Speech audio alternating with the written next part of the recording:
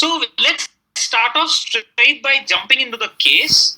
A 53-year-old gentleman, no comorbidities, presenting with hematuria. Now, this patient actually came in May 2013. We will try to treat him as if he has come to us today.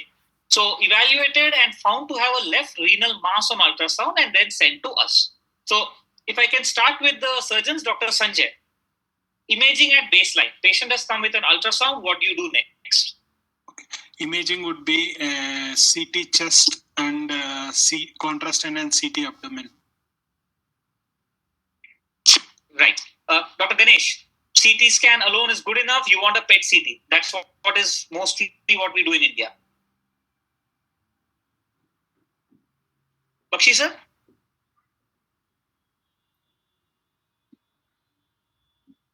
Okay, we do the same thing what Dr. Sanjay said, but multiphasic CT for the kidney.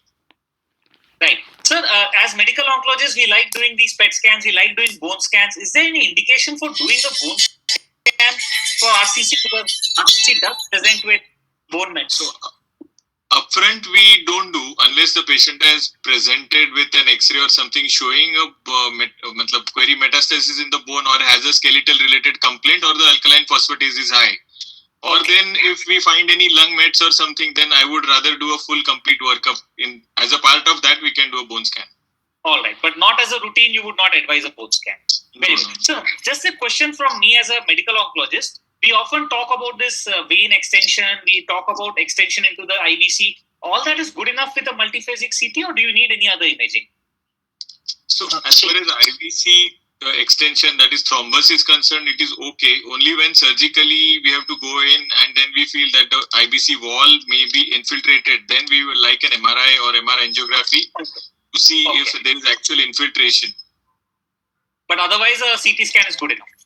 Yeah, and sometimes in the same condition, a Doppler also helps sometimes. Right. Okay. Dr. Sendil sir, any difference for us? If it comes to us, we just do the same, I guess. I think that's kind of now standard. Correct. I think that's fine. It's more logistically easy if PET CT has become critical because it's going to add much value. Fair enough. Would you ask for a pre-op biopsy or would you directly send to the surgeons for operating? No, I don't think I can recollect asking for a biopsy at any point. Perfect. Dr. Sanjay, would it really make a difference for us to know if it's a papillary RCC or a clear cell or anything like that? If you're operable, it's better to operate. Yes, I agree with that. There's no role for pre-op biopsy. Again, excellent. I think the only role would be if we suspect a metastasis, that's when we would be doing. So again, basically till here, there's really no confusion. Now, this patient underwent a nephrectomy in May 2013. Histopathology showed T3N0 with clear margins. Dr. Santosh sir, surgical issues, when you get the specimen, do you specifically get nodes separately? Do you look for the nodes within the specimen? How do you cross the issue? So, Vamshi, we do look for the nodes in the specimen and the hilum, but hilum is not a rich area to look for nodes. So, usually you find one or two nodes in say one odd cases. So, generally, if you put the hilar fat in, you don't get. So, if the surgeon has operated and sent it, usually sent in separate packets. Okay. Dr. Sanjay, do you look for these nodes? I mean, if you find some nodes, what do? You go and remove them? How do you identify that these nodes are actually, tumor? Okay. So, prophylactically doing, I don't tend to do lymph node dissection as a standard with pre-radical nephrectomy. So, that's the first statement. The second statement is a radical nephrectomy would include excising everything lateral to the aorta on the left side and IVC on the right side. Third, in case if there are any obvious lymph nodes to be taken, preferably a clinical N1 stage, then you would like to go down and then take those lymph nodes out. I do not do a template lymph node dissection even for a radical nephrectomy because I don't think the evidence is there. Perfect. Dr. Ganesh Bakshi sir, anything different? I mean, we try to do not a template but a lymph node dissection as a unit or a hospital protocol. And in some cases, with large masses or if we see nodes in imaging, we do go in the interaortocaval area also. I mean, they may not have a total benefit, but we do go. Okay. So, can I ask a question?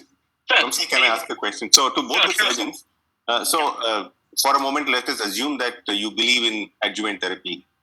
Let's assume so. I personally have a slightly different opinion, but let's for a moment assume that you believe in adjuvant therapy and there is reasonably good evidence to say that Sutent helps in prolonging disease-free survival for patients who have nodes that are positive.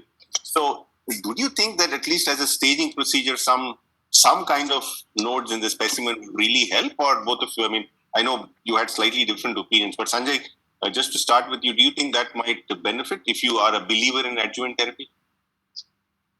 Mainly with respect to the modality of approach that we are taking and the limitations with respect to trying to do interaortocable lymph node dissection. And so if you look at the benefit versus harm that we might cause, that's the reason I don't think we have got evidence to do a much more extensive surgery. And the plan of doing a lymph node dissection as a part of every oncological surgery, I think, has had its day. So we have to, for every step that we do, we have to justify, because there are going to be complications. Majority of the time, there are not going to be complications, but there will be some patients who will be having major bleeding. So I have to believe in what I'm doing, and there has to be some evidence to support that. So that's the reason I don't do it. Answering your question specifically, it's just having patients who have got clinically lymph node positive, the chance of pathological lymph node positive is only around 20 to 25%. That I'm talking of radiological lymph nodes being pathologically lymph nodes. And when we talk of patients who are radiologically N0, the chance of, even whenever you look at a series, when they had full template lymph node dissection, the chance of pathological lymph node involvement is 4 to 5%. So I'm going to take a risk with 95 people with a questionable benefit for 4 to 5 people. Agreed. Fantastic. Ganesh sir, anything extra to add on this, or any difference of opinion? I guess Sanjay has answered the full theory. Perfect, sir. So can you take the next question also, sir? Minimally invasive surgery. I mean, it came in a big bang. We talk of robotic everywhere.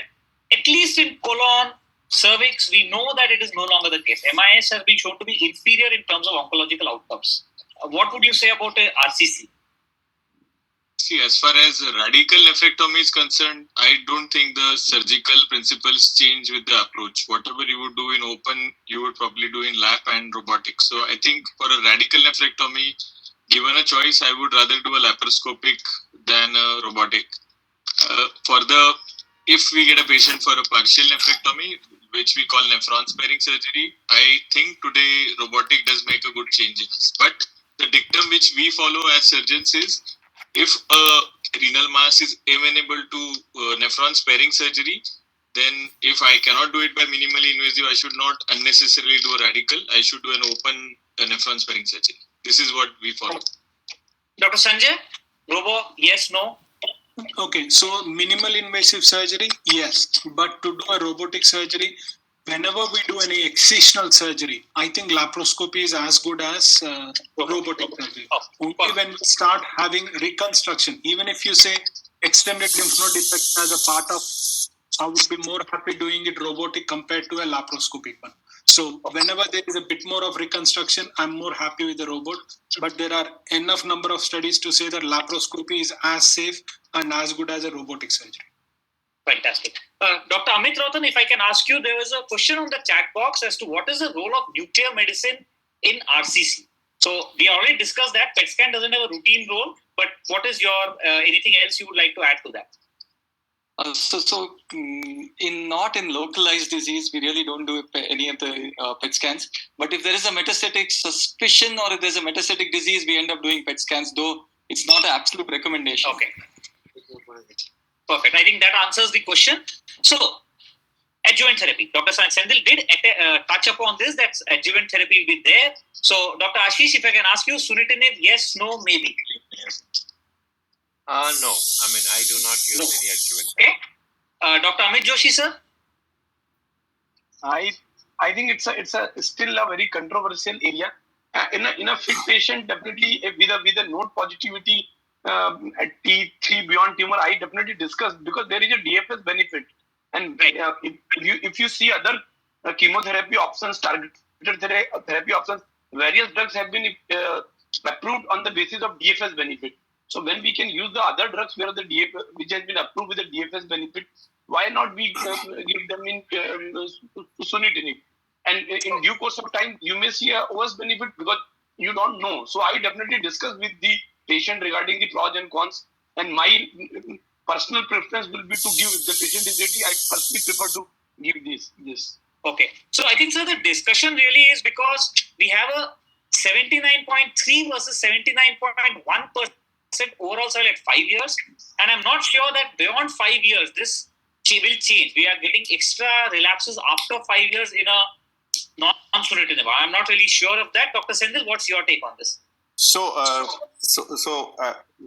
when you look at somebody who's young and who's got a T4 or a N plus, as Amit is rightly pointing out, if you extrapolate the basis on which many of the adjuvant therapies have been approved, it has been approved with much lesser benefit and much higher costs. So from that standpoint, I agree very much with what Amit is saying. I think the problem here is not to do with the benefit, it is to do with the tolerance of this therapy.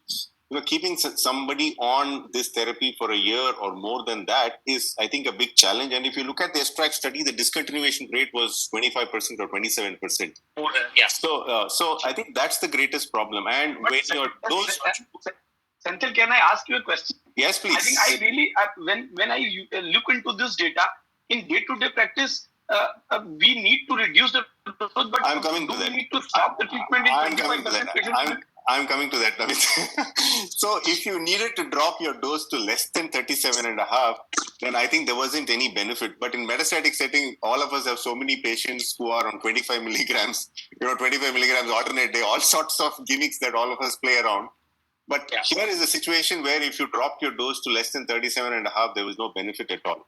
So the caveats are, if you have a fit young patient who understands this disease-free survival benefit, who is prepared to go through the toxicities of therapy for a year or so, and is likely to keep up the dose at 37.5 or more than that, with all these caveats are ticked, and then they are said, okay, then yes, absolutely yes. But all of us have to understand that a significant proportion of our patients would not tick all these boxes. So if all these boxes are not ticked, then it's a problem.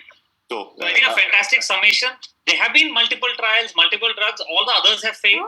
Only one which has worked to some extent is sunitinib. And as Dr. Sendil pointed out, we should really discuss with the patient before deciding on this. So Dr. Amit, coming on, just to show you the NCCN itself, which has put category 3 recommendation for sunitinib. So not something that we would advise on a routine basis.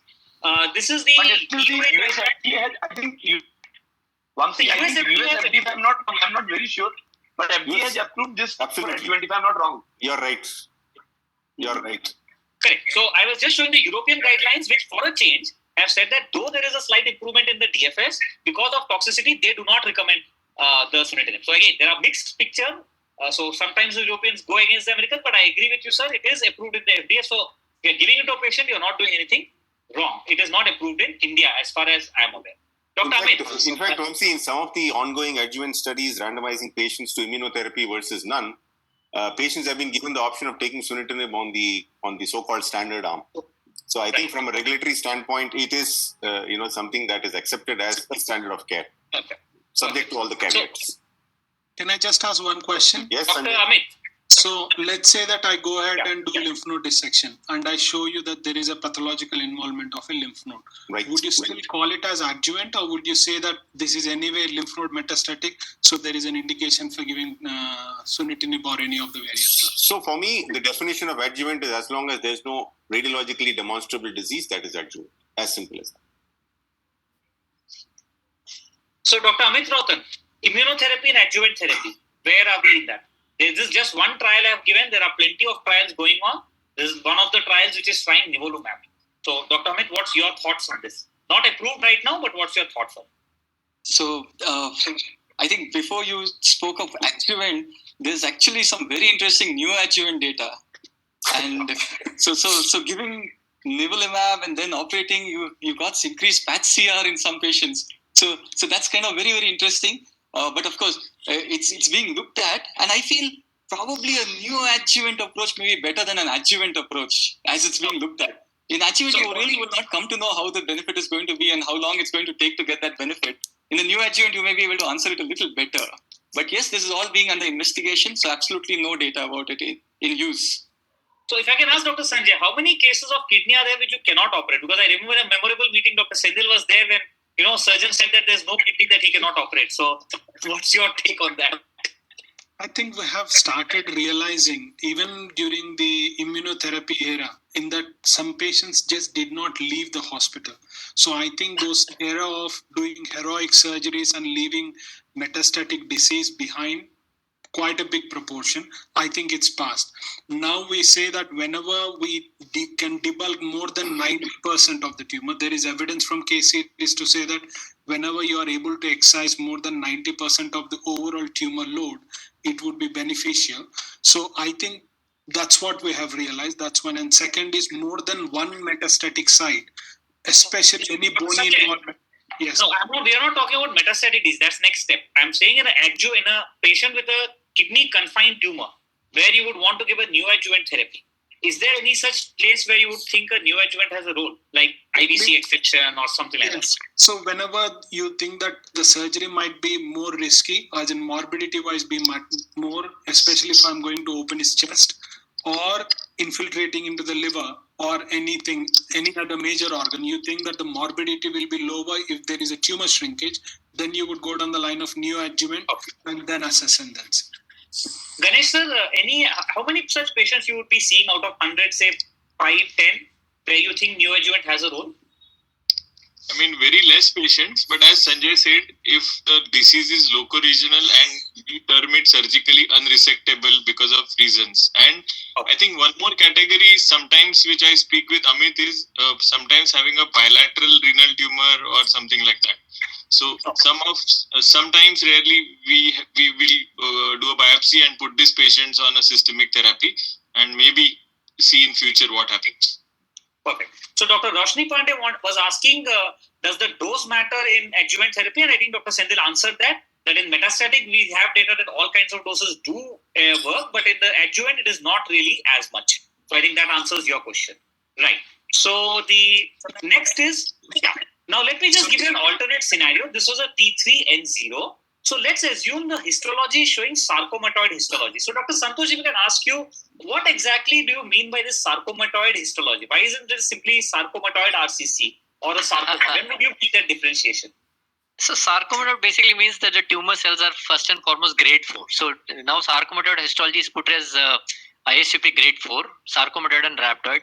So for the clinician, it basically means that it's a grade 4 tumor which has got spindle appearance of the cells. Under the microscope, rather than clear cells or papillary pattern, you see spindle cells completely. Okay. Is it a percentage? Can I make a small point, and I want Dr. Santosh to correct me if I'm wrong. Today, sarcomatoid is not a separate histology by itself, Vamsi. All RCCs can have sarcomatoid. Yes. I just want you to elaborate that point, Dr. Yes, so there is nothing called sarcomatoid RCC. You need to tell what has become sarcomatoid. Is it a chromophobe which has become sarcomatoid, or a papillary which has become sarcomatoid, or a clear cell? So it's the background thing which the issue comes is when you get limited sections from, or we have taken limited sections showing only sarcoma, it becomes extremely difficult. You have to go back to your specimen and take more sections so that you find out the basic histology, whether it's a clear cell or chromophobe. That's it. Correct. So if there's nothing like a sarcomatoid RCC anymore. It is just RCC with sarcomatoid features. Yes, correct. Correct. Fantastic. Dr. Ashish, role of adjuvant therapy. We get these reports with sarcomatoid and we know that they will behave probably worse than normal. Do you think that's the case? Do you think you should add adjuvant therapy there? No, I mean, even clear cell itself, you think it's so debatable. I'm not sure if one of those trials included sarcomatoid. Sarcomatoid, what I know, is usually excluded from most clinical. Perfect. So again, there was some thought that sarcomatoid means you add gemcitabine and all, but I think there's really no evidence for it. Dr. Amit Joshi, sir, your comment? I think there is just no benefit or no role. So in sarcomatoid adjuvant, still we don't prefer until unless there is some clear-cut clear cell component with a sarcomatoid transformation. So sometimes for a limited biopsy, it's very difficult for pathologists to comment whether it's a sarcomatoid, pure sarcomatoid, or it's a clear cell. If they get full specimen, I think Santosh can correct me, then they were able to tell it's a clear cell with sarcomatoid or a pure sarcomatoid. We rarely see pure sarcomatoid also. So, Dr. Santosh, anything like a pure sarcomatoid? I just thought like you understood. No. The pure sarcomatoid means you have to sample the tumor completely to call it a pure sarcomatoid. Right. Otherwise, we have to try and find out the basic histology. Okay. Supposing it is papillary RCC. So can I just ask one question to Dr. Santosh? Yeah, please. Just ignoring the proportion that clear cell is the commonest one, sir. Do you see more often sarcomatoid variant with clear cell compared to papillary or chromophore? Yes, of course. So clear cell, there is a much higher probability of them turning sarcomatoid. Yes, definitely. Okay.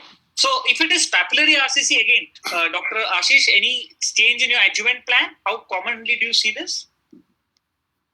No, I mean, it's not uncommon, especially in younger people.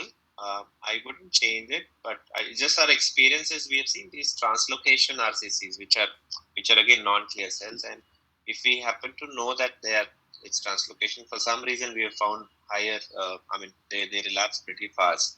I don't know if Dr. Santosh has similar experience. Yes, Dr. Santosh, you can take the next question as well. How do you diagnose this? What genetic test do you be doing? So Vamshi, I'll make it very clear. Papillary RCC is a completely heterogeneous group of tumors. Okay. So we, as pathologists, we try to put them into papillary type 1 and type 2. But the type 2 histology the world is completely changing in type 2 histology. So now we are using the term type 2 histology. So many of these, like Ashish pointed out, many of these type 2 papillary, they are very aggressive tumors because most of them are actually HLRCC associated RCCs. That's hereditary leiomyomatosis associated RCCs, or they may be hereditary papillary RCC. In those the genetic test would be doing a c-MET MET mutations, and for HLRCC you would do fumarate hydratase mutations in these tumors because they are a different category and very aggressive kind of tumor. So where do you do these tests? Because in I think last 5-6 years, I've had maybe 2 such patients and I really don't know where to do the test. Do you have any lab? Are you doing these tests? For HLRCC, there are 2 immunohistochemistries, which unfortunately we are not having currently. We are trying to get the FH antibody. But MedGenome is doing this. Foundation One is doing these kind of mutations for us. Dr. Sendhil sir, your experience, papillary, younger patients, are we really chasing them as aggressively as say a breast genetic or? No, unfortunately, no, see, because we don't have clear evidence. There's a specific way of managing these patients if they are metastatic. But I think in the adjuvant setting, we still don't know what to do with patients who have these aggressive histologies. Ganesh sir, your experience, because Tata has the biggest volumes.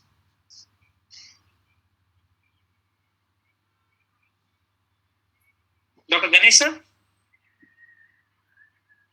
Dr. Amit Joshi sir, if you are there. Sorry, it was mute. Yes, sir. So the question is about genetic tests in TMH. So, genetic testing for papillary RCC. How commonly do we see this papillary RCC, and what do we do for testing? Do we do it all? Do it at all? So I think Santosh is better than me to answer this. Sure, I think papillary RCC, at least in TMH, we see it quite often. It's not infrequent at all. Okay. In fact, this week till Wednesday, I have reported 3 cases. Wow. So just to make it, Santosh, like I said, papillary is a very heterogeneous group. So I am calling it papillary in histology, but if you look at genetically, they are a very heterogeneous group. Okay. So can we divide it into type 1, type 2 or something, Santosh? Like? Yes. On histology, we will definitely try to tell you whether it is type 1 or type 2 because type 2 histologies do really badly.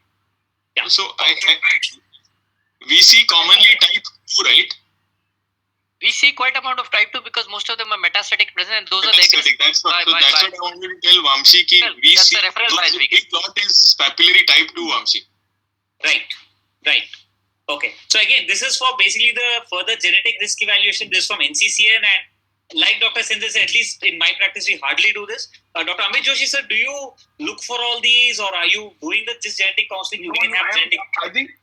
I think the genetic testing is in RCC is in evolving phase, and as Santhil said that as such there is no therapy based decision based on that.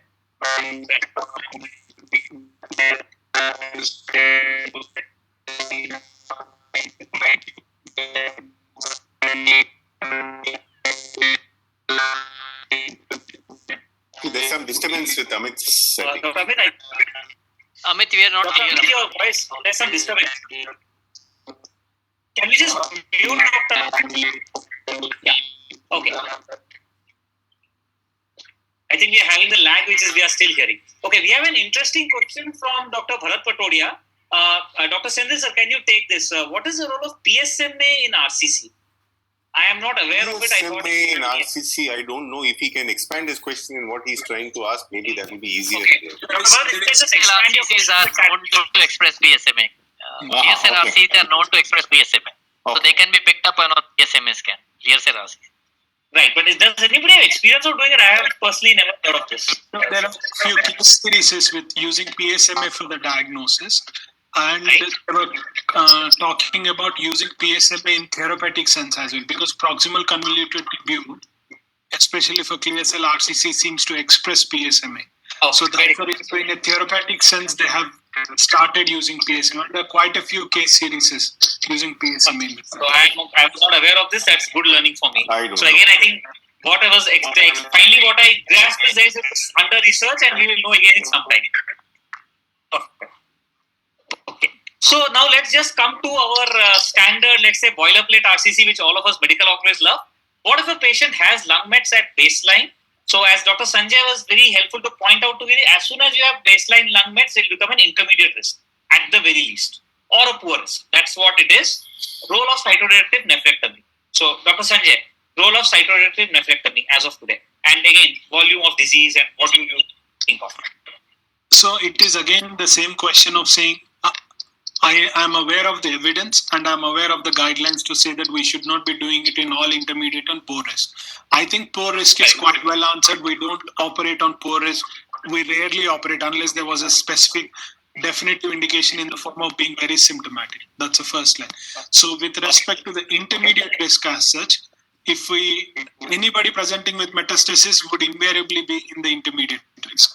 But when we start looking at even the Carmina trial, where they have had one risk factor intermediate risk or two risk factor intermediate risk, the one risk factor intermediate risk, especially if there is small volume metastatic disease elsewhere, and we are able to achieve more than 90 to 95% of overall excision, and is a young patient with good performance status, those would be the ones in the current climate with the current evidence wherein we can, I would not use the word justify doing debulking nephrectomy, but we could consider doing debulking nephrectomy. Okay. Dr. Ashish, your take on this, because again, we talked about Carmina a lot. What is your take on it? Yes, so cytoreductive nephrectomy upfront, I think definitely it has reduced, unless the patient is really symptomatic and hemoglobin is pretty low, requiring transfusion. Otherwise, but most of these patients we have, as Amit was talking about, we have actually considered nephrectomy maybe 3 to 4 months down the line after some systemic. Intermediate and poor risk. That's where we have this question. I think good risk we would still suggest, but intermediate and poor, would you suggest in intermediate risk, like the caveat that Sanjay gave? No, I mean, What risk factor? For the kidney to come out, there should be some benefit to the patient. So unless, as I said, any pain or any bleeding, otherwise. Right. So, Vamsi, I think, but the other way of saying what Sanjay has actually said is this. Now, let's say you have 2 small lung metastases, each 1 centimeter, 1.5 centimeters, something like that, asymptomatic, obviously. So one of the things that we would consider in a patient like this is get the kidney out and not treat. Right? What about resection of the limited mets? Since you have brought in point, limited one lung met, remove that also and remove the kidney also, and no adjuvant after that. So Sanjay, you want to take that? Though we keep on talking about metastasectomy, especially in something like lung, we have to feel that the morbidity of doing a thoracoabdominal approach to excise that almost never justifies it. So rarely, especially in urological terms, we go around chasing up these lung lesions and excising them. That's my understanding. Ganesh sir? Ganesh Bakshi sir, your take on this? Limited metastasis, one, and secondly, intermediate, one risk factor, what would you be doing? So limited metastasis, we often discuss that in the MDT here, and then if everything is resectable along with the kidney, then we do take a decision so that the patient is, as Senthil was saying some time back, it is like free of disease at that point in time. Then the next question was? Sir, regarding the role of nephrectomy itself in an intermediate risk, supposing patient upfront few meds. We generally follow probably what Sanjay has answered some time back, the same thing actually. But all these cases will be discussed in MDT probably. Perfect. So one slightly controversial area where there was that small data from the Carmina where there's a secondary nephrectomy done in arm B of the sunitinib, and that patient seemed to do a bit better. Would you really go with that and say look at the response to TKI and then do a surgery, or is that still experimental? Dr. Sanjay, you can take that. I just wanted to finish my previous one. Let's say a patient had a nephrectomy and then presents with a metastasis with one or two nodules in the lung a year down the line, then that is a definitive indication and that's a different one. Whereas presenting with de novo metastasis, even when they are excisable, I just feel that the morbidity is so high that it might not be treated. That's one. Second, this data, which is the ARMB data of sunitinib, is in keeping with the CERTIME data. Though the CERTIME is a totally small cohort of population. So I think, firstly, when you ask the question whether there is a role for debulking nephrectomy, I think there is a role in considering in some patients. And even in those patients, it would be good to go down the line of neoadjuvant with any of these, select out the patients who respond, and then operate, because the main active drug in overall combination seems to be the tyrosine kinase inhibitor rather than the surgery as such. Wonderful. I think that's a very good point. Dr. Aman Reza has asked. So Vamsi, can I make a point there? So though yes, on and off we do a thing like that, but this is a small population that's been analyzed out of a subset of patients that we are looking at. So I wouldn't. So though it's feels very intuitively right to go in and knock the kidney off because you're biologically selecting your patients, I don't think there's good evidence to say that that's actually going to improve your morbidity nor mortality. So though on and off we keep doing this, this is not something that we would call as standard. So that is number one. So again, just like I made a point regarding, avoiding systemic therapy, here is another situation. Let's say today in the immunotherapy era, everything has disappeared. You've just got that kidney sitting there, and for some reason you want to stop that immunotherapy, then I would very strongly consider removing that kidney and stopping that systemic therapy. We've done this a couple of times in the Sutent era also in patients who are not tolerating their drugs very well, right? But they've had a great response, but they're not tolerating it. Very little disease remaining. Resect that disease and we have waited. So the percentage of patients who get a CR or a near CR on Sutent is about 3%. So it's a very small population that we are talking about here. So that's one situation where I would think removing the kidney might actually help to help your patient get a better quality of life, though we don't know about the quantity. Right. So, quick one question from Dr. Aman. He wanted to ask what happens if a patient has already undergone a nephrectomy and comes to you? Would you do a bone scan or a PET CT? I think that question was answered. You would do some imaging, which is probably a CT chested abdomen, and if patient has symptoms or high phosphates, go for a bone scan. Or as Dr. Sendil said, for logistical reasons, it's probably just easy enough to go for a whole body PET CT scan also. Right. So next one is this patient presented 13 months post-operatively with cough, and after evaluation with a CT and a PET had pulmonary nodules in bilateral lungs, mediastinal node largest of 2.5 centimeter. So clear-cut metastasis, not operable in any way. Right. So Dr. Amit Rautan, HENGS and IMDC is a must for upfront management. Agreed. Is there any question in this or any doubt? No, absolutely fine. We do an IMDC straightforward. Yeah. Perfect. Straightforward. So our patient turned out to be a good risk. Okay. So now comes the $1 million question. We have first line options. The ones in black are the ones already available in India and approved. So you have IO, that is Nivo EP, approved for intermediate and poor risk. You have IO-TKI, Pembro, Axitinib, approved in India and approved and drugs available in India. Pembro, Lenvatinib, not yet approved, reasonably good data. Nivo, Cabozantinib, good data, get approved. Cabozantinib alone, available from next month in India as approved across the world. Evolumab, Axitinib, available. IO-VEGF, again not yet approved, but interesting data. Atezolizumab, Sunitinib, Pazopanib, approved. So, whole list. Dr. Amit Rautan, starting from your choice. Yeah, so it is favorable risk. So IO is out. We would definitely not do that for a favorable risk. Right. Intermediate high risk IO is a good option, but IO-TKI is a good option. I think it will come down to our experience slowly with IO, because it's very limited, and we are just learning. I think IO-TKI is a straightforward option we use for our intermediate and high-risk patients in our setting. The reason being both are accessible and easily available to us. Okay. Now, TKI, which one to use? Again, the data as of now is with AXI, but I think that Nivo-Cabo data is very, very striking and promising. The results of Nivo-Cabozantinib are really good, and we believe Cabozantinib is a better TKI than Axitinib. So again, but our choices are easily made because we don't have access to Cabozantinib. So that's again an easy way to next month. Generic is being launched next month.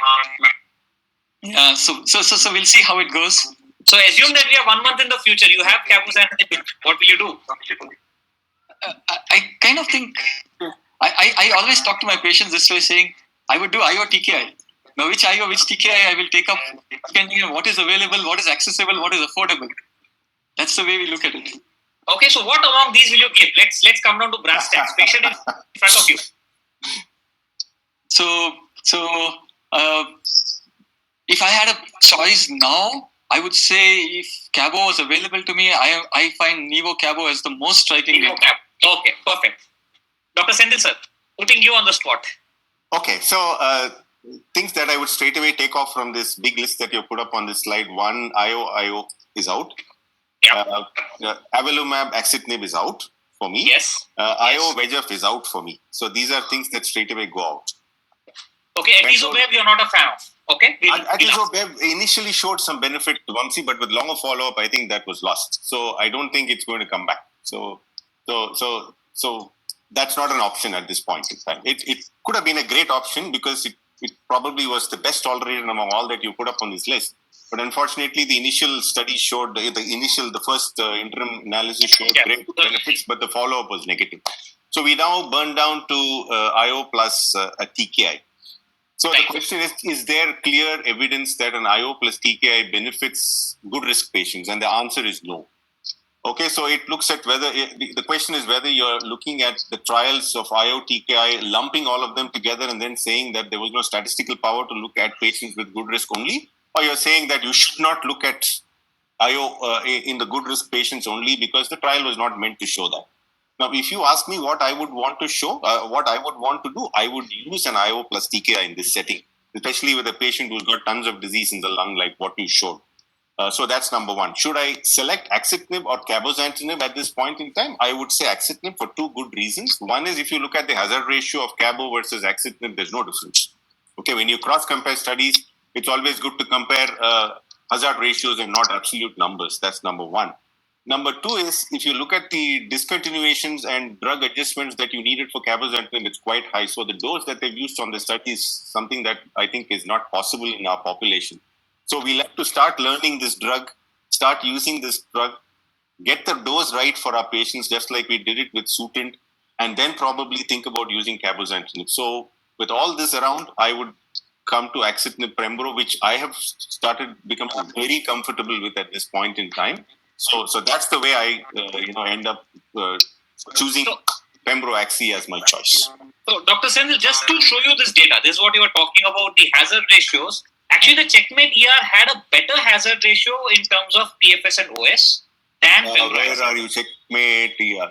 Yeah, so, the last. So the overall survival hazard ratio for Pembro Axi is about 0.65.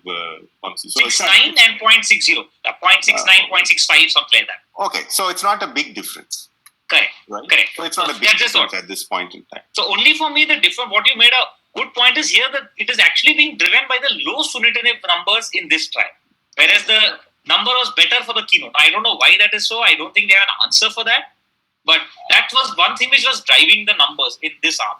So I'm not really sure if we can go with that. But yes. And I think the question of good risk always comes. Is it appropriate to use? So it depends on your personal opinion. Perfect.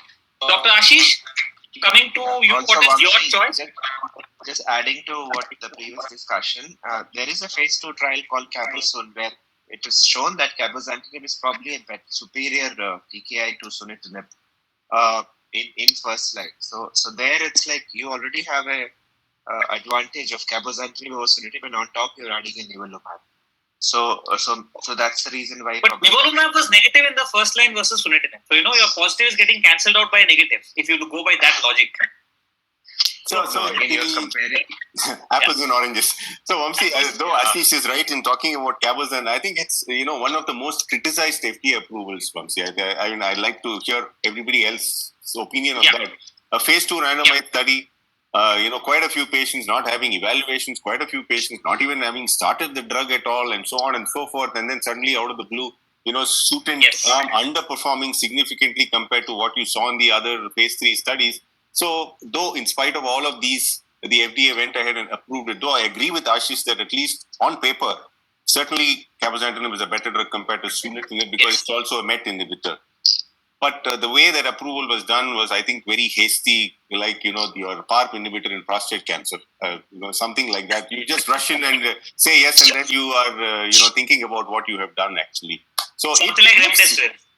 Yeah, whatever. Yeah, so that's my concern about cabozantinib. But on paper, it's certainly a better drug, no doubt about it. Dr. Amit Joshi, Ashish is saying something. I think the other point which is the now we have started using Pembro and Axi, and I think everyone agrees with that it's a better tolerable regime. The only point which is against the Nivo plus Cabo will be the follow-up data has not matured yet. And for the Pembro Axi, we have a long-term follow-up data. So I think if you remove I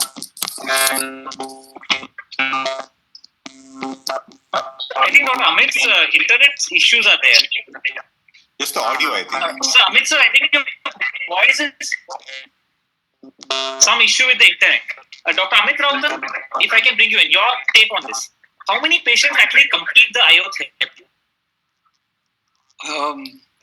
You mean complete by? What are you talking of? Like there's no completion. I mean to say, how many are able to take it? That's the wrong way of putting it. My mistake. There's no completion. My mistake. How many are able to take this therapy in terms of toxicity? So toxicity has never been an issue with IO. I think that's been the major issue with TKIs, but it's never been an issue with IO. You do see a few patients with grade 3 side effects, no doubt about it. We've seen one odd patient with hepatitis, one with pneumonitis, one with colitis. That's the way we do see it. But I think we are going to see that as our numbers go up, definitely. But I don't think that's a major issue is toxicity. For the promise of response outbalances the toxicity much more. Can I just ask a question? So, Dr. Aman, Dr. Aman Reza from Bangladesh again asked us. Hello, Sanjay, please go ahead. So, what I understand, medical oncologist says that pembrolizumab, axitinib is the preferable option because of whatever the data that is available. I just wanted, for my own understanding, what is the cost comparison between sunitinib and Pembro and Axi? Just a ballpark figure, so that if I'm referring a patient, I just need to tell them those are the options. So 50,000 a month versus 3 lakhs a month. Sir? 50,000 a month versus 3 lakhs a month. There you go. So it won't be 3 lakhs. Yeah, it will be roughly 3 lakhs. Okay, fine. Per month, if you say. Fair enough. Axitinib is much cheaper now than what it used to be. The generic axitinib, sorry. Generic axitinib. Yeah. Right. Dr. Arman is Sanjay, go ahead, Sanjay. Yeah. With this sort of a gross difference on a monthly basis, which is 2.5 lakhs, do you have a lot of patients taking up the Pembro axitinib? Not a lot, Sanjay, but I am quite surprised that the take is much better in kidney than in many other diseases that I speak to patients about immunotherapy. And I'm also, just like Amit said, I'm quite impressed, just like Amit Rautan said, I'm quite impressed with the responses. In fact, nearly all of my patients, now we moved into double digits with this combination. Nearly all of them have responded, which is actually surprising to me. Fantastic. So, Dr. Amit Rautan, this is something I was bringing on. CR rates. I mean, first time in kidney, in a metastatic, we are talking about CR rates when we combine these two. You have 9% CR rate with this combination. You have around 11% with Ipi/Nivo in the poor intermediate risk. So, what's your comment about that? Yes, so that's the thing about immunotherapy. You will be definitely adding on CR, and that's the difference between TKI where you had 1% CR. So I would say I think it's the immuno which makes the difference. So you'd probably get 9% with any IO TKI combination. With adding a EP, you may probably increase it by another 1 or 2%. So that's about how it will look at. But I can tell you, we looked at our data in the last 4 years. We touched a CR of around 20%, and this is after looking at about 60 patients. So it's an amazing thing that you can get amazing responses and you get CRs. What I keep saying, if you get CR, your potential to stop is there. That's what we keep looking at. So going to Sanjay's thing, that there can be, if you get a CR and you might somewhere down the line stop treatment, your cost will stop. So I think this is the holy grail for all medical oncologists, that you're getting these CRs, which you are potentially never getting. And that's something which is really shown in this. See, you may have a situation where PFS is not there. So we are often criticized for immuno saying there's no CR, no PFS benefit and all. But there's a survival, there's a separation. That separation keeps on tending to stay there. And in RCC, you kind of observe a plateau in certain patients. That's the magic of immunotherapy. That's what we are seeing in immunotherapy. I think that's why we really push patients for it whenever it is possible. Dr. Ashish, any comments on this part of the CR rates? Yeah, I think so. It's like we all want to chase the tail, but however, you also have to realize that they were all patients on clinical trials who had access to the drug. But in our practice, definitely, as if somebody has had a very good PR or CR, I think they would do well even when we use a little alteration in a dose, either the dose per se or the scheduling. And responders do well. We know that across cancer. So our goal should be to keep them on some therapy by tweaking the dose or the schedules. Right. So these are the kind of trials that are coming in now. You have two big trials where you're again combining drugs, or you randomize to pembro lenvatinib, and now you have these 3-arm studies. So there's one study which is where you can stop if a patient has CR, then you randomize otherwise. So a lot of things happening. I think it's becoming more and more interesting and confusing at the same time. So Dr. Amit Joshi, sir, if you're there. Also, one point I think he's not there. Also, one point I wanted to make was like we break our head on what is the current, what is the perfect partner to go with an IO TKI combo.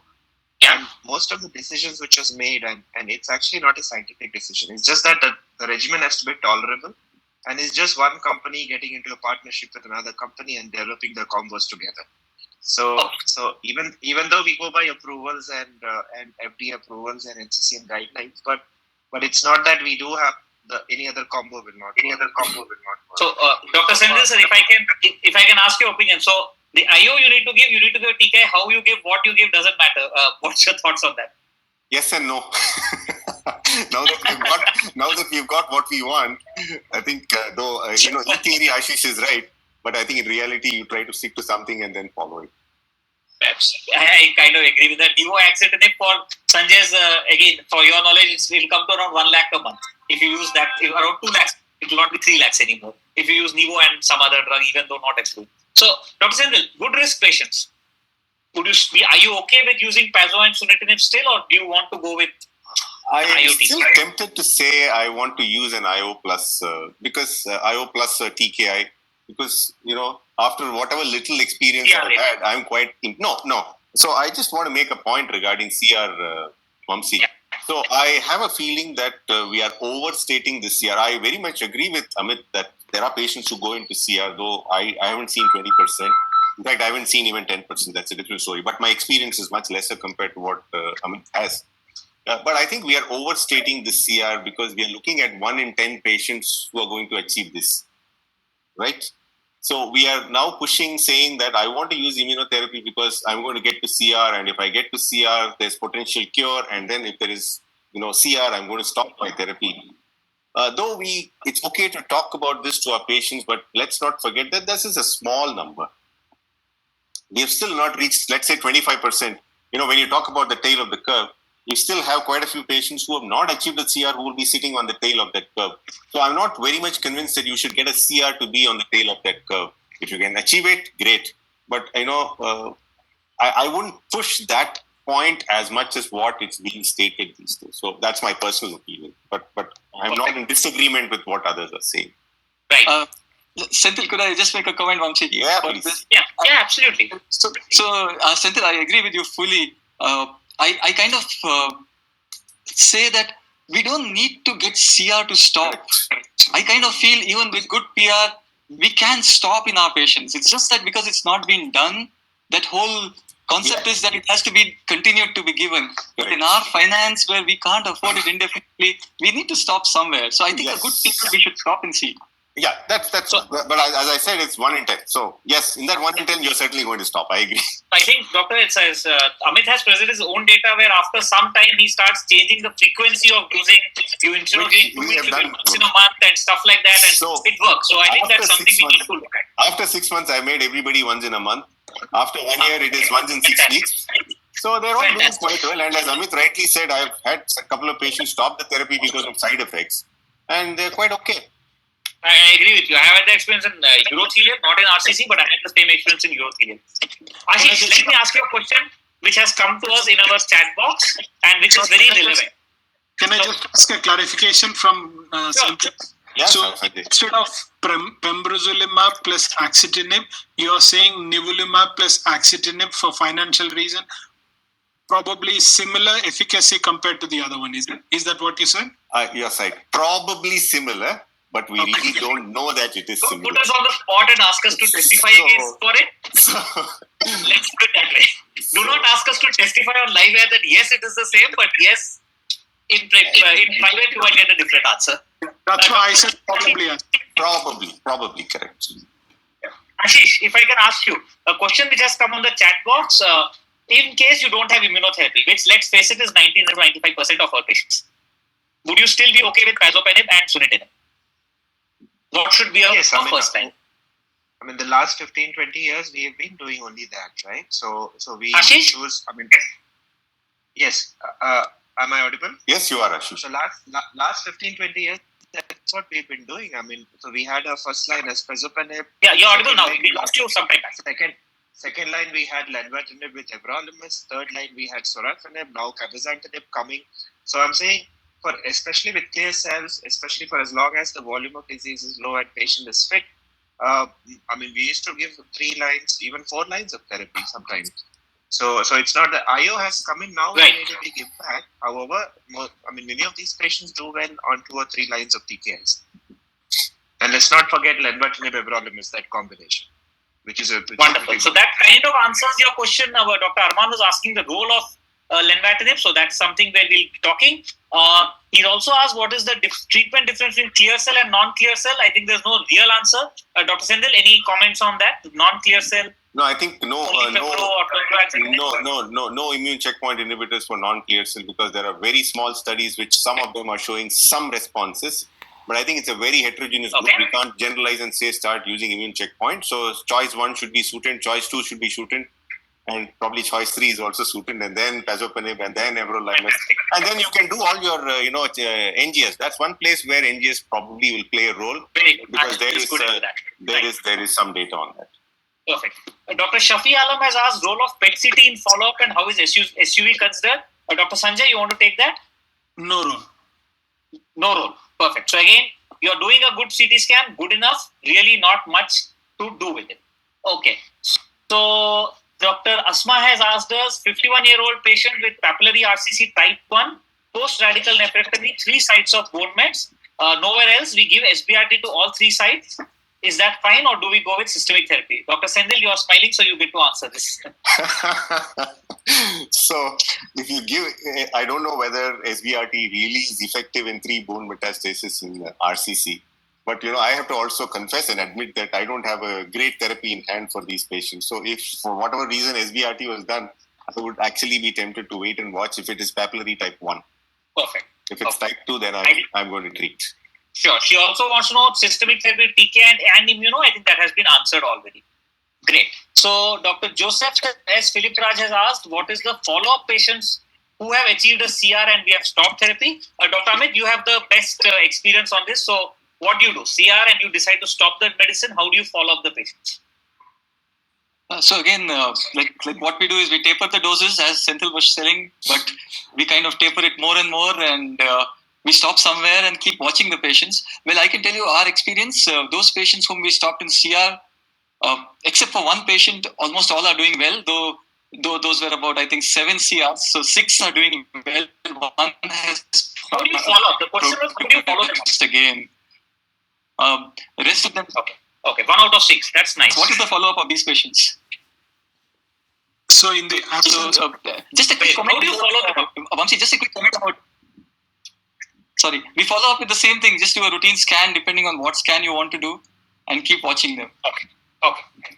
See, just a quick comment I want to make about. Yeah, the histology, na. If it is sarcomatoid, I wanted to say we should push for immuno. If we have sarcomatoid, that makes sense. The responses are extremely good. Absolutely. And it could be even a single agent immuno. The responses are tremendously good. But we would do IO TKI or IO, but push the immuno. I would be tempted to say IO, Amit, in that kind of a setting. If it's a sarcomatoid, it's solid. I agree, Sandil. I agree. So, Dr. Santosh sir, if you're Dr. Santosh Menon sir, PDL1 testing, TMD, MSI, any personal experience? Because as clinicians, I think we hardly asked for it. But any experience on your side? Very few cases of PDL1 in metastatic setting we have had. Right. Very. Perfect. Just want to make a point what Dr. Amit Rautan said, sarcomatoid, because they are supposed to be immune-rich tumors. So they have CD8. That's why the immunotherapy works very well.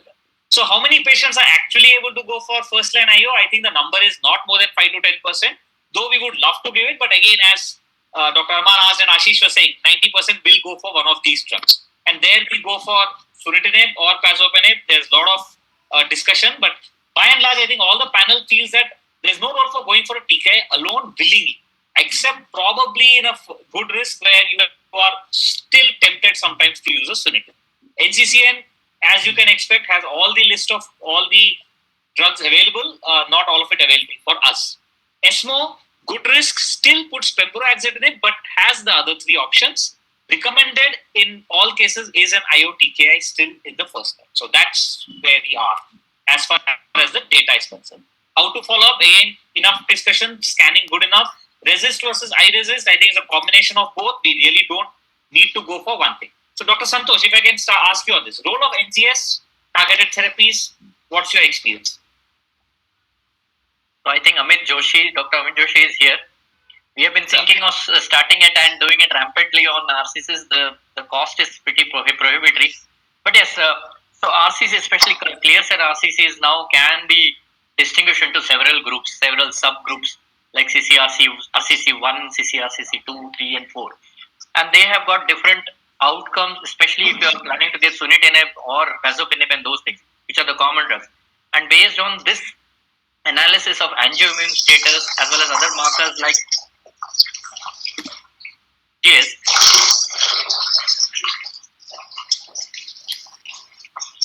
Santosh sir, can we hear you? Can you hear us?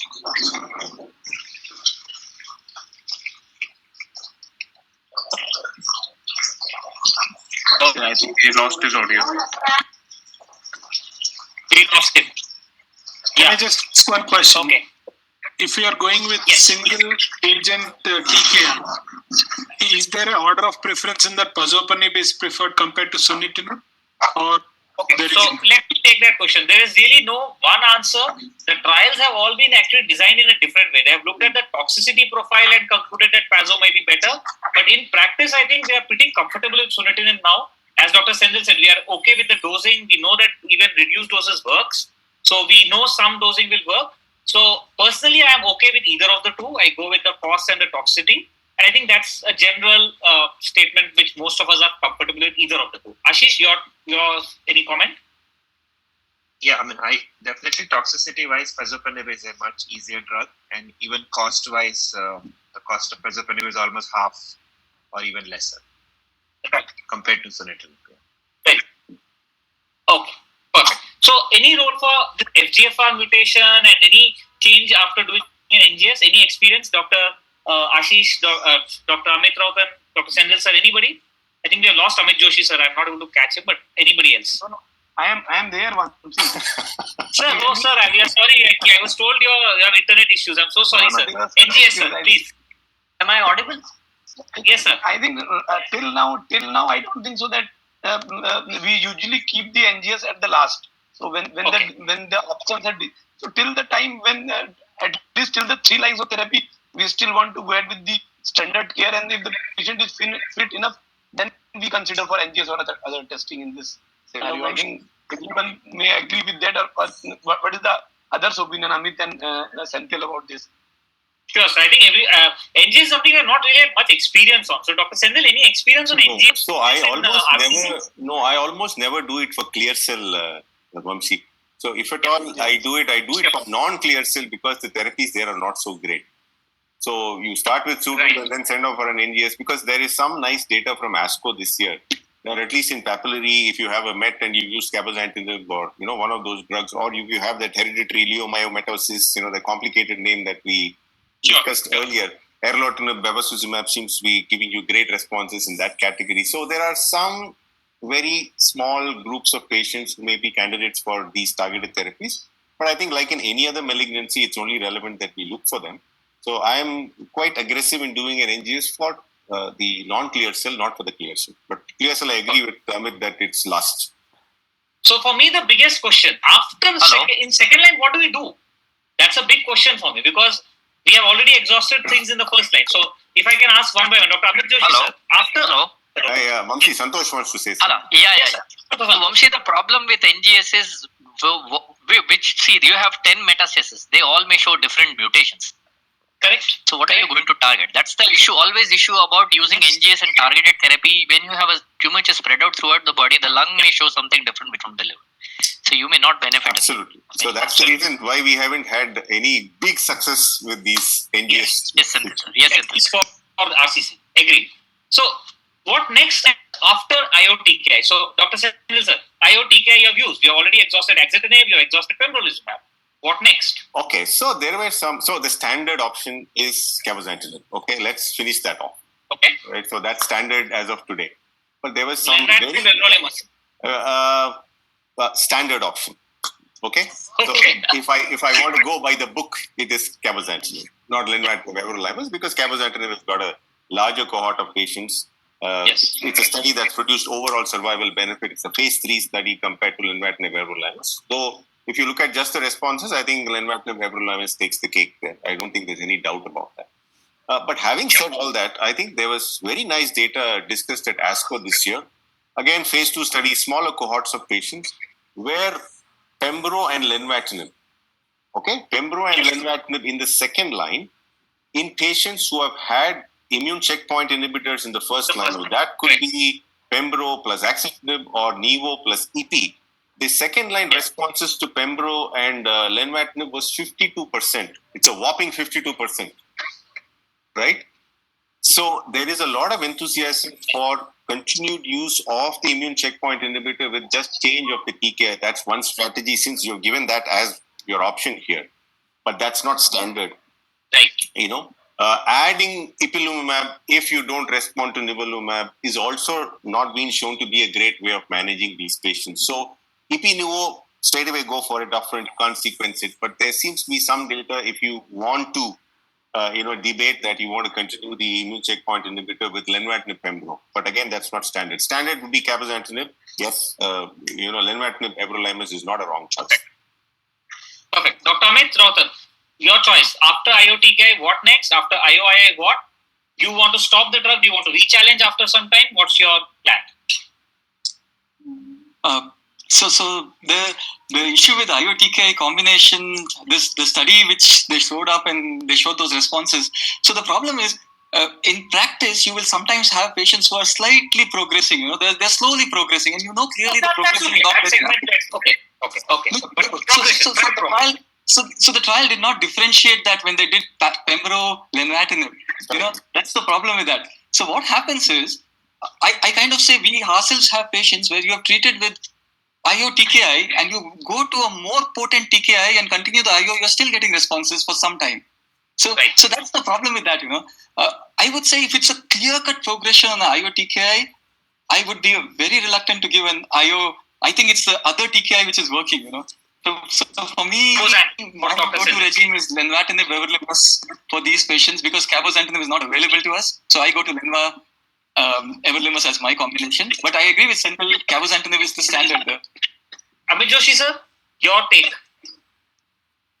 I think I agree with the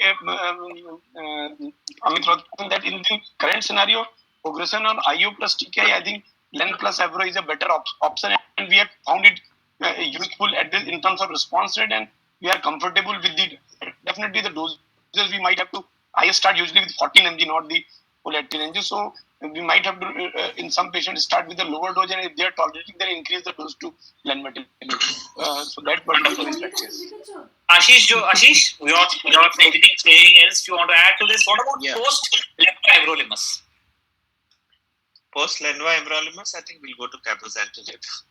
And so it's cabo or not? So it's it's basically we need to keep giving a VEGF blocker as long as the patient has had reasonable PFS with the previous drug. And it's right. Only when your PFS has become so small that you go to something else. And other than everolimus, we don't have anything much. So the reason I put up this slide is to show that most of these studies have been versus either sorafenib or have been versus everolimus. There has been some versus axib. So we really don't know what trials are showing us. But yes, I think this is where we are getting in, and I think next couple of years we're going to get more trials. Subsequent lines of therapy. Yeah. Can I just ask one question to Dr. Amit Joshi? He just used a sentence saying more potent TKIs. So in your gradation of potent TKIs and potent IO, how do you grade them? Starting off with the lowest and highest. So TKI, we can say clearly cabozantinib is the most potent TKI. After that, lenvatinib is the next most potent TKI. Axitinib is actually down the ladder to me. So for me, actually Lenva is very potent. I just don't know, because all the cabo data came up before. If my Pembro lenvatinib first line trial comes strongly positive, then we know that is also a very potent TKI. So I put cabo, lenva as very potent TKIs, and I put axitinib down the ladder. So I think that's an important point. Lenvatinib had a 50-50 patient arm. The lenvatinib arm did perform better than the alternate, though the combination was even better. So somehow we forget, but Lenva has some monotherapy action. The ESI has not really promoted it, so that's where it is. So, just to add to what Sanjay was asking, one is in terms of its potency against VEGF. The second is against the spectrum of pathways that it can actually inhibit. I think both of these things need to be taken into consideration. It's not only the potency against VEGF. Okay. By that standards, lenvatinib actually has a much more wider spectrum of inhibition compared to cabozantinib. The strength of inhibition might be better with cabozantinib. So, yes, exactly. I think how many bypass pathways are you trying to look at is the question.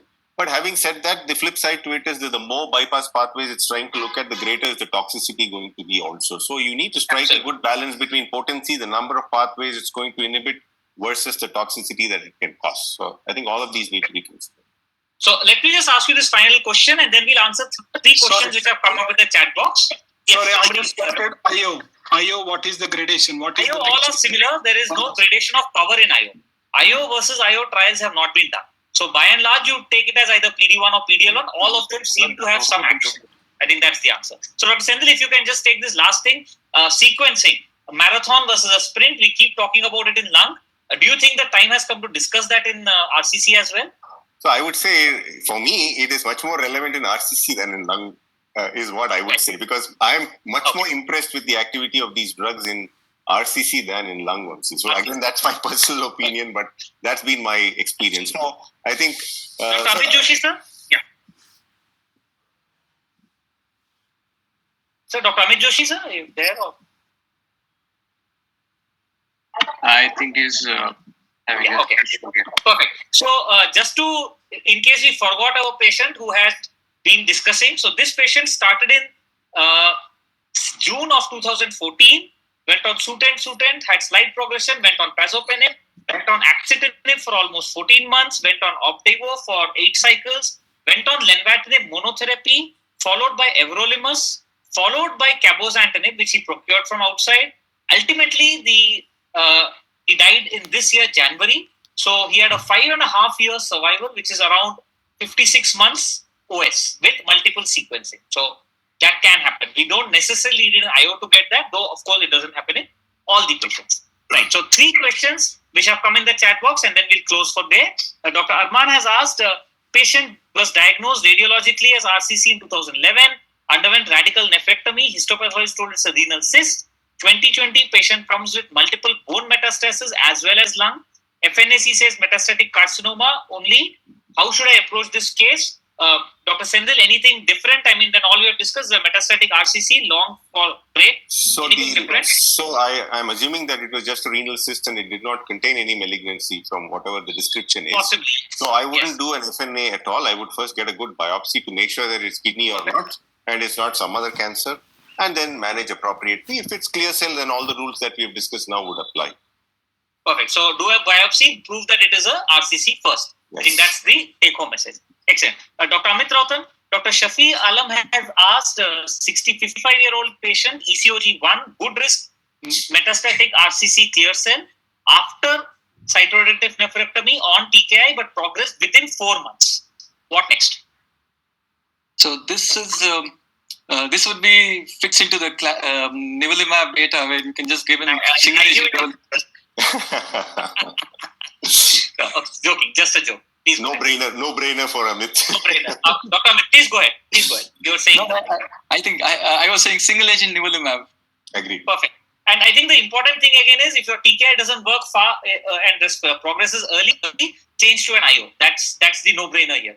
The alternate also is probably true, but we don't have a IO in the first line. So Dr. Ashish, Dr. Joseph Philip Raj has asked, what is the current role of vaccine therapy? We are talking about RCC vaccines, no COVID vaccines here. Ashish?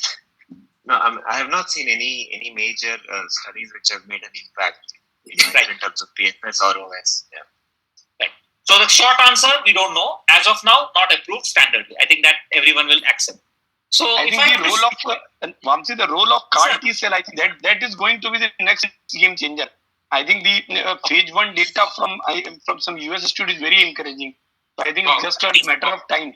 Yes, CAR T cell in solid tumor, at least in immunogenic tumor. So we have to be prepared for this CAR T cell therapy from medical oncology point of view. Wonderful. I was not aware of this data, but great. So final question, any role of Avastin in RCC? I think the same thing what we had discussed, Atezo plus Avastin data was there, but Roche.